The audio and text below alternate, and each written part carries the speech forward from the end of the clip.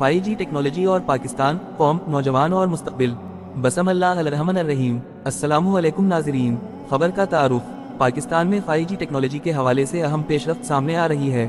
اطلاعات کے مطابق 5G ٹاورز کا آپریشن 2026 کے وسط میں شروع ہوگا، جس کے بعد نیٹ ورک ٹیسٹنگ مکمل کی جائے گی۔ یہ بھی بتایا جا رہا ہے کہ 5G سروس اکتوبر 2025 سے پاکستان میں موبائل یوزرز کے لیے دستیاب ہوگی۔ ابتدائی طور پر ٹیلینور اپنی سم کو 5G میں کنورٹ کرے گی، اس کے بعد ڈیز اور دیگر نیٹ ورکس بھی اس عمل کا حصہ بنیں گے۔ یہ پیش رفت پاکستان کے ڈیجیٹل فیوچر کے لیے ایک اہم مائلسٹون سمجھی جا رہی ہے۔ بنیادی سوال: 5G ٹیکنالوجی پاکستان اور پوری قوم کے لیے کون سے فوائد اور استعمالات کی حامل ہے؟ جواب اور وضاحت: 5G صرف تیز انٹرنیٹ کا نام نہیں بلکہ ایک مکمل ڈیجیٹل ریولوشن ہے۔ اس سے تعلیم کے شعبے میں آن لائن کلاسز، ویبینارز اور گلوبل لرننگ پلیٹ فارمز تک بغیر رکاوٹ رسائی ممکن ہوگی۔ ریسرچ اور انویشن کے میدان میں 5G انٹرنیٹ آف تھنگز اور اسمارٹ ریسرچ سسٹمز کو فروغ دے گی۔ امپلائمنٹ کے مواقع میں اضافہ ہوگا، خاص طور پر فری لانسنگ، ریموٹ جابز اور IT سیکٹر میں نئے اپرچونٹیز کھلیں گے۔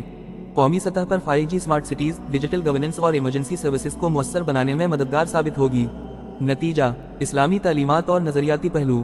اسلام علم، ترقی اور ٹیکنالوجی کے خلاف نہیں بلکہ انسانیت کی فلاح کو ہر عمل کا مرکز قرار دیتا ہے۔